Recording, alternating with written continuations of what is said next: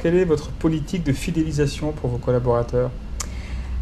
Alors on a beaucoup de choses. La formation est un axe bien sûr très important puisque ça nous engage, nous managers, à faire grandir les collaborateurs, à les maintenir à des niveaux de compétences attendus par nos clients.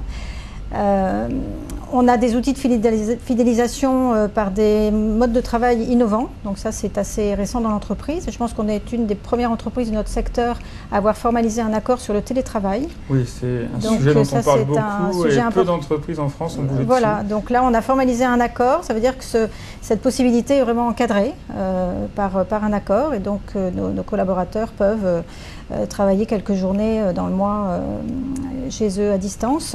Et autre mode de travail innovant, c'est que tous nos collaborateurs sont en cours d'équipement d'un iPhone pour pouvoir, un iPhone 4. Bon, soyons précis, je pense qu'on va... Autrement, on aurait eu une remarque d'un internaute qui aurait demandé quel modèle d'iPhone. Vous avez entièrement raison, Bénédicte. Qui est là aussi un outil de travail intéressant pour avoir une mobilité facile. Alors, justement, parce que c'est quand même très intéressant cet accord sur le télétravail, donc il a commencé à être mis en place. Tout à fait. Et donc les collaborateurs accueillent cette possibilité avec plaisir. Est-ce qu'ils prennent leur jour de télétravail? Très favorablement, ils le prennent. Il n'y a aucun souci pour mettre ça en œuvre. Donc ça se fait en accord avec le reste de l'équipe, avec leur manager pour bien définir qu'est-ce qu'on fait quand on est en télétravail, qu'est-ce qu'on fait quand on est dans les locaux, et tout ça est cadré pour qu'il y ait quand même un esprit d'équipe qui reste, hein, donc il est quand même important d'être physiquement au sein de son équipe, donc tout ça est cadré et c'est accueilli vraiment très favorablement. Et donc c'est quelques jours par mois, c'est ça? Alors c'est quelques jours par mois et en fait c'est chaque équipe et chaque service qui définit en fait son contexte.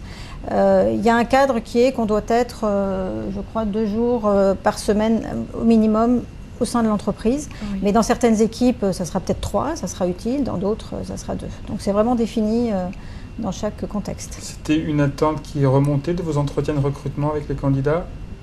C'est une attente forte, effectivement, de la nouvelle génération, mais même de l'ancienne génération, hein, je vais dire, d'avoir un meilleur équilibre vie privée professionnelle.